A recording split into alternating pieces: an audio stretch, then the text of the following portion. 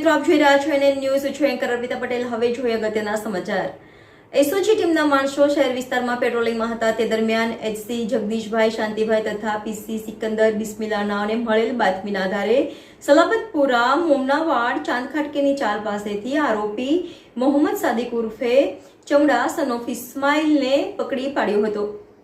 મજકૂર આરોપીની પૂછપરછ કરતા હકીકત જણાવવામાં આવેલ કે પોતે તથા મિત્ર ઝુબેરભાઈ નાઓના ભાગીદારીમાં રૂપિયા વ્યાજે આપવાનું કામ કરતા હતા અને આ કામના ફરિયાદી બેનને 10 લાખ રૂપિયા 20% વ્યાજે આપેલા હતા. તેની પાસેથી અવારનવાર રૂપિયાની ઉઘરાણી કરેલ અને ફરિયાદી સાથે ગાળ ગલોચ કરી તેનું મકાન પચાવી પાડેલું હતું. જે બાબતે ફરિયાદીએ લિંબાયત પોલીસ સ્ટેશનમાં ગુનો દાખલ કરાવેલ છે. ગુનામાં પોતે નાસ્તો કરતો હોવાની વિગતો હકીકત જણાવેલ છે.